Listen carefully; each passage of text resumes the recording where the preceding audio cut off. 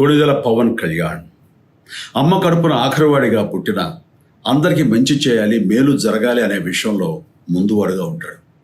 తన గురించి కంటే జనం గురించి ఎక్కువగా ఆలోచించే మనస్తత్వం నా తమ్ముడు కళ్యాణ్ బాబుది.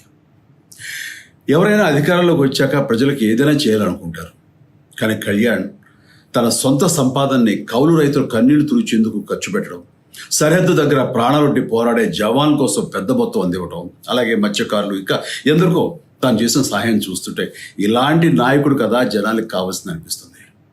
ఒక రకంగా చెప్పాలంటే సినిమాలోకి తను బలవంతంగా వచ్చాడు, రాజకీయాల్లో మాత్రం ఇష్టంతోనే వచ్చాడు.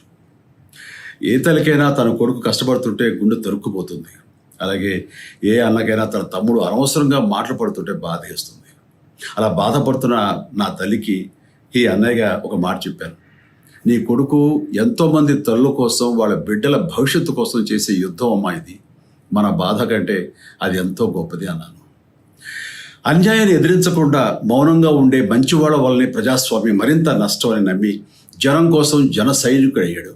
తాను బలంగా నమ్మిన సిద్ధాంతం కోసం తన జీవితం రాజకీయాల్లోకి అంకితం చేసిన శక్తిశాలి పవన్ కళ్యాణ్. ప్రజల కోసం, రాష్ట్ర భవిష్యత్తు కోసం ఆ శక్తిని వినియోగించాలి అంటే చట్టసభలో అతని గొంతు మనం వినాలి.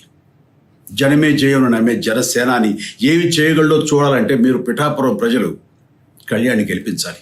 మీకు సేవకుడుగా, సైనికుడుగా అండగా నిలబడతాడు. మీకోసం ఏమైనా సరే కలబడతాడు. మీ కల నిజం